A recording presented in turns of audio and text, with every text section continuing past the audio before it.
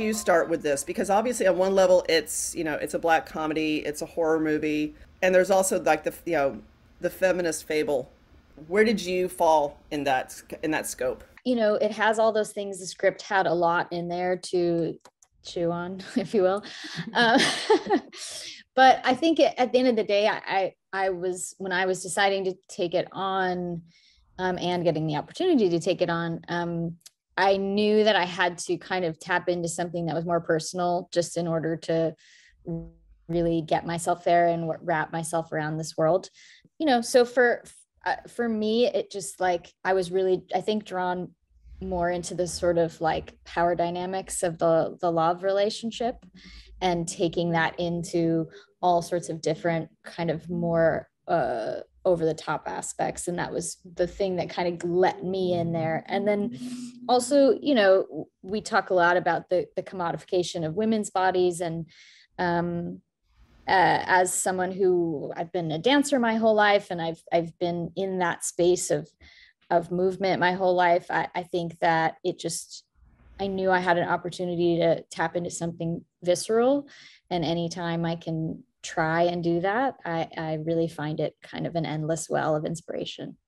Did you find that as well, Daisy? I mean, in terms of tapping into this character, I mean, obviously the obvious metaphor in terms of the as Mimi said, the commodification of bodies, but also I guess of, I don't know, the weird connection between that and the hunger, no pun intended, for emotional connection, which I would say is what leads your character down the path in the first place.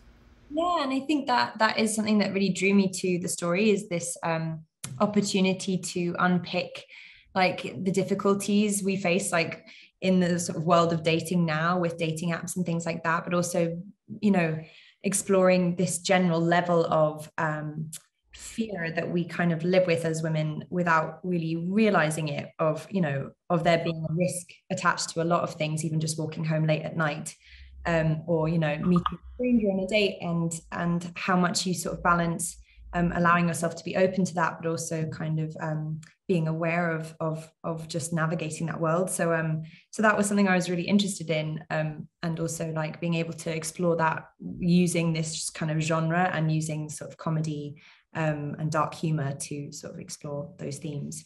As a viewer, it's a very, there's funny moments, but there's also, any laughter I have kind of gets stuck in your throat because it's so deeply discomforting. I mean, obviously it's a movie, you're acting, but at the same time, is like, were you aware of that dichotomy as well when you were in the moment of making it? I mean, I think like for a lot of those humorous moments, we were very, it's funny, I would say I was aware on a level, but because, we had the base level, we had that script, which was so fun and full of humor that, we knew we were playing off, but also we were allowed to be very free. So a large amount of some of our scenes were improvised. And so there was a real presence to it, to when we were performing it. So I think, for example, our first date scene, like some of we sort of started to go a little bit with it, and it meant that you were very present in the performance of it. So I think probably wasn't aware of that like dichotomy quite when I was filming it. Well, for me, like, as like a stand-up comic, I was very aware of the duality of comedy and laughter and pain and suffering. And, most of the time, the stories that comics tell on stage are funny, but probably come from a negative space, or at that moment when it was happening, it may have been scary, or you may have been upset, or, or distraught or whatever, but now you look back on it and it's funny. So I think that it does a great job of like showing the duality in those moments, and not doing too much. And perception is everything. So some people may perceive it as that, and some people may still be like, oh my God, like, what's happening right now. So yeah, I think humor is a very interesting way for us to sometimes process difficult situations and emotions and difficult questions. And I think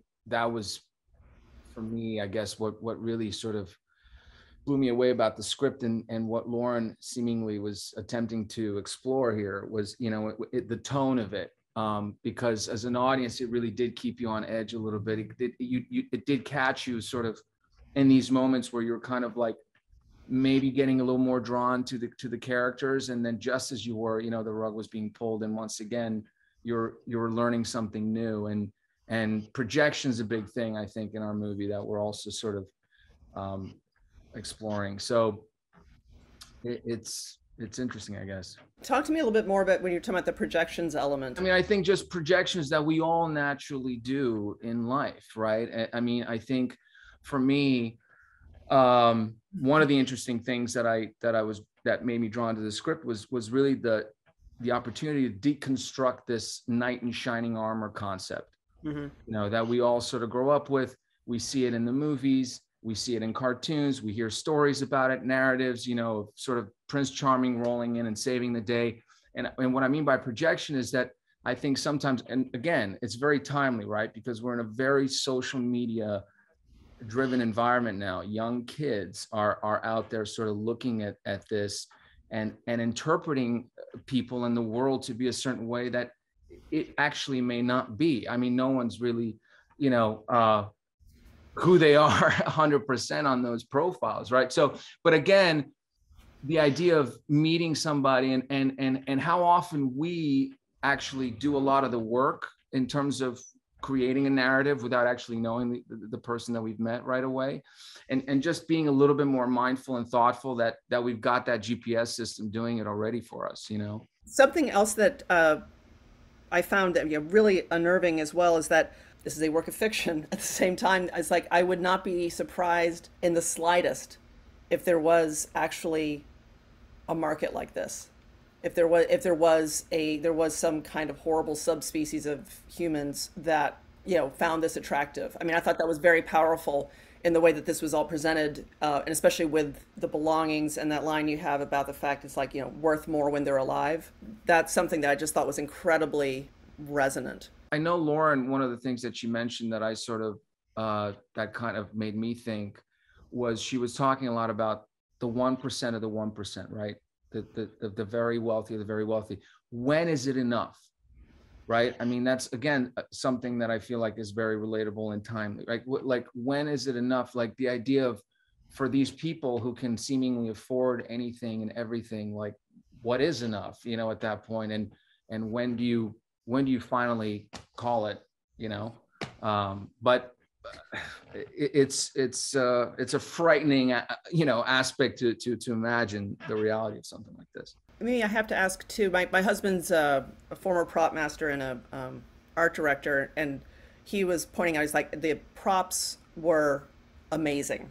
What was the process of creating that? Because that was something that was so grotesque and yet completely effective. It was a moment that, that if it wasn't done right, could have really taken you out of the movie, and it didn't. Which are you referring to? Because do you mean the food? Yes. Okay. We spent a long time in prep. So we had a chef that came in, and obviously I this is a bit of a spoiler alert, so I don't want to go into too much, but the food that we had on set, we prepared in a certain way. So specific dishes had a certain look to them that was as accurate as we could possibly get. And there were many different Zoom calls of our prop master and the chef presenting dishes, and then our prop master actually eating them and seeing how grossed out it would make us. So I have some screenshots of that, which are quite funny, and all of us in the Zooms going like this.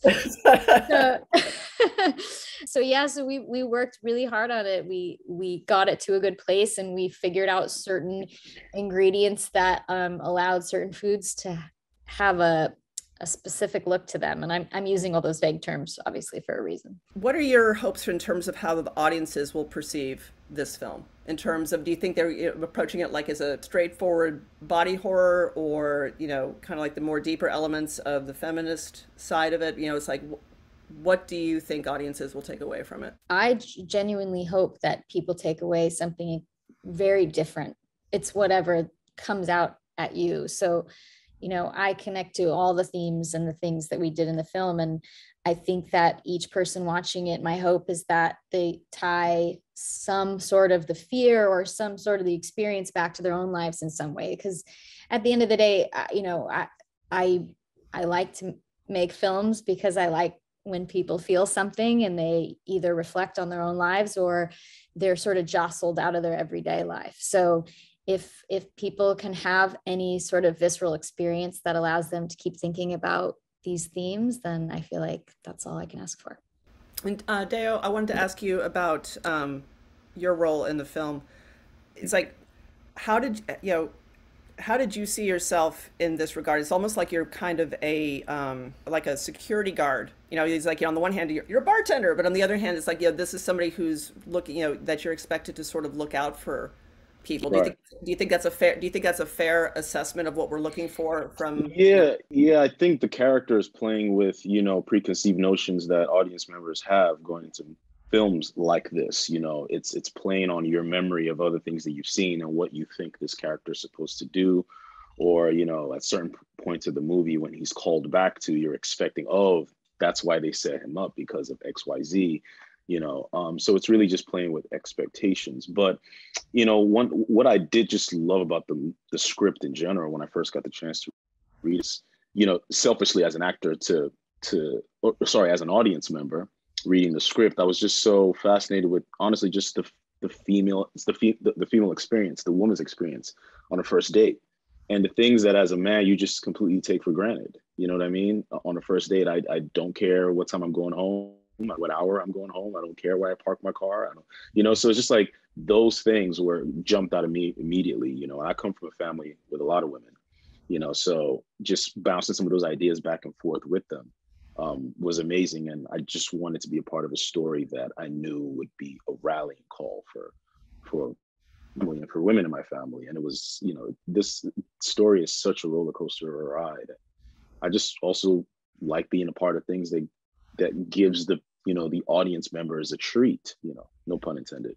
It's impossible to talk about this movie without like stumbling upon a billion puns. But yeah, I think that's what Paul, so going back to the character and not Dio as an audience member, but to Paul, I think, yeah, he just plays with,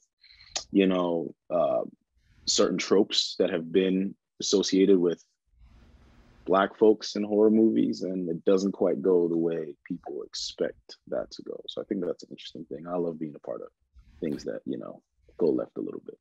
Jojo was talking about with Sebastian when we started, was like, the ending and kind of getting her WWE on. I mean, it's like that was something that I thought was, truly cathartic. I mean, obviously for the characters, but also for the audience in terms of seeing that kind of reversal. And, even echoing back to something that one of the characters said is that, I want to see him really hurt. Sebastian, how did you feel about being in that position? I mean, have you ever been in a film before that has even put you in those kind of circumstances? I mean, obviously you're often the hero. So am I? What film are you watching? No, I have never done anything like I have nothing to compare to this experience. And I mean that professionally, like just in terms of what the character was, the type of research it came with, like honestly, the amount of collaboration that we had between us and just everybody on every single level, producer, camera, writer, just getting together and going like, what's the best idea? How do we ground this thing and make it as real as possible? So it's totally new foreign territory for me. But I think as an actor, you have these two brains and you kind of try really hard to balance them out. You're trying to be the detective and be in the moment and be there without judgment of the character and trying to understand motivations and why. And I think for me, a big difficult thing here was just really trying to come up with a story of what would make someone, behave this way, what happened to them, where are they coming from? And then on the other hand, you're keeping this more bird's eye view kind of overseeing eye over the thing. And you have to understand the story and how you fit into it. And what your part is, because again, then the director has to come in there and so, there's never a judgment for me in that. It's just, it's sort of what you sign up for. And I was in for the ride when I read the script. So I wanted to make sure that ride translated as best as possible. who do you see in your career, like in terms of what mentors have you worked with that really helped you come to this project and to this role? It's very direct, but for this particular one, I mean, Adam McKay is for me a huge mentor. He's a producer on the film, and to have access to him as a directorial mentor was kind of, I mean, obviously a dream come true. I think that he, in the moments where I needed guidance, he was just incredibly open and generous while he was shooting his own giant movie.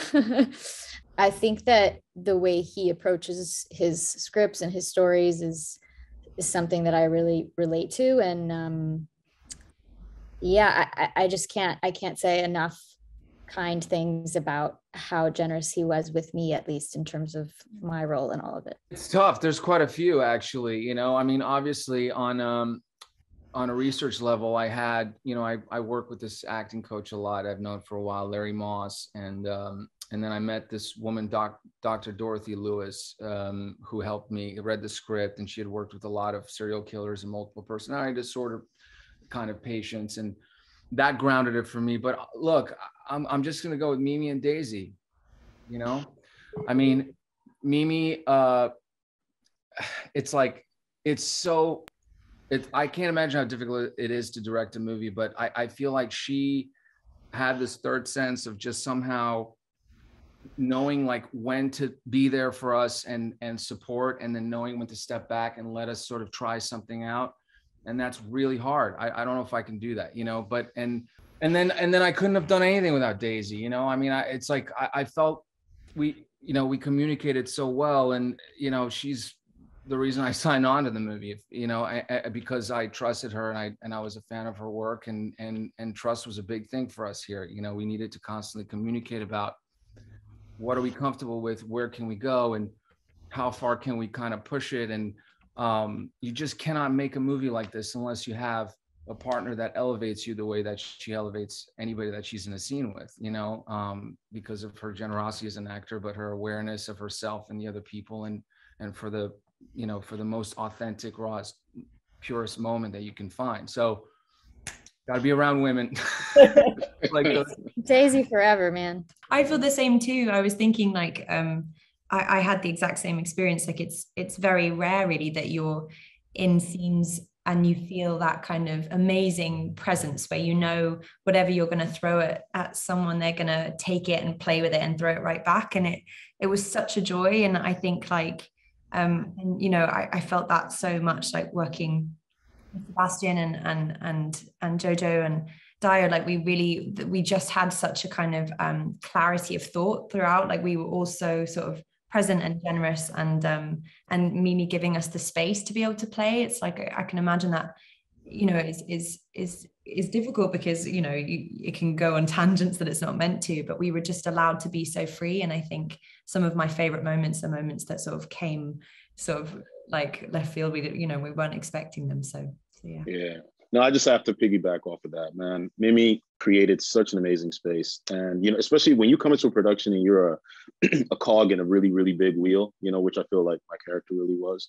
You just really want to come in and just be a church mouse and just do your little situation and leave. And man, she was far from that. And Lauren as well. And just like, you know, a lot of improv, which I love to do. And I till recently have never really got the chance to do on any of my past projects. So to come in and she's like, say that, do that, you know, go ahead, you know, was so freeing to me, and honestly, thank you. It was such a blessing. And I just really have to tell you that. It's, you know, because look, personally, you know, Michael T. Williamson, I dearly, dearly love, and he's one of these amazing character actors who comes into projects and he's just a little bit of a sprinkle of a sweet little thing and he moves on, and, you know, such a grateful guy. And I got a chance to work with him on a movie I did before. And so he's, you know, a big mentor of mine. And Larry Moss. It's so funny you mentioned him. I work with Larry. Yeah. Love Larry. Is such a like, you know, big father figure to me, and has been a huge mentor in my career, and, you know, from now going forward. So yeah, it's just a lot of good energy around this project, a lot of good vibes, considering the subject material. Considering the subject material, it's been positive. Jojo, Dana had asked us about who our mentors are and stuff, so you missed that question. But I know, my freaking internet. My mentor I think, I mean, this is like a given, but I would have to say my mom has taught me the most in terms of like mentoring me through life. She is my biggest humbler as well. You know, she'll definitely tell, like, you know, one of those parents is like, that's stupid, you know, and you're like, maybe you're right. You know, that I wouldn't be so receptive to that if it wasn't my mother, you know. I'm like, she's my biggest mentor. I have a lot of gratitude to, you know, have a woman in my life that has so much perseverance and strength and intelligence, because everybody mama ain't like that, you know. So, you know, it's an important thing when you have parents that can inspire you, and she definitely does. Actually, that's a really interesting point too, in terms of one of the things that kind of kicks off the film is our understanding about Daisy, about your character's family and the lack thereof, and kind of, and presumably the hunger that that gives her for, you know, looking for a connection. And why Molly is so significant in her life. Like, Molly is her best friend and her family, and also that she's sort of perfect victim material for Steve as well, because she doesn't have buying her. So yeah. Can you think of a moment that you've seen the ability for movies to bring people or communities together? I mean, this is something that's, you know, obviously it's like, it's something we can't literally be together in, you know, in movie theaters the way that, you know, that we once were, or I guess technically you can, but people aren't. How do you see film's power in that regard? Do you still see that as being one of the driving forces of the form? I feel like films are so connective, and I think I definitely experienced that during lockdown, when we were all sort of inside, not able to go anywhere, that we were able to really connect over what we were watching. That was a massive sort of part of my experience. And I think, like, what's great about this film is it's such a kind of I don't know, it's such an experience. And I think it's like I know I wasn't at the test screenings, but I heard that, you know, people were literally viscerally reacting to it and, like, you know, screaming at the screen. And that's amazing that we can create that kind of connection between people who've never met, that they can all, like, emote and relate to things they see on screen. To me, it's interesting because I feel like in the last few years, they've talked about film and, you know, long form television as if it's like a dying breed, like books. Like, people only want 15 minutes worth of content at a time, but they don't have the attention span to watch a film. And it's like, actually, if it's a good film, I'll watch it. Like, it's okay. I think kids will too. I think, you know, they watch CoComelon over and over and over and over. You know? Yo, that word content just makes my skin crawl. Right. Yeah, it's crazy how, you know, I don't think that'll ever be a form of presentation that will ever be minimalized. So film is not content. Yeah, it's not. So you can't put it in the same box as 15-minute, about 3-minute content, you know. That may be even creepier than your movie is calling film content. All right, I think that's the time we've got. Thank you so much for joining me. Thank you, Thank you so much, Dana. Thank you.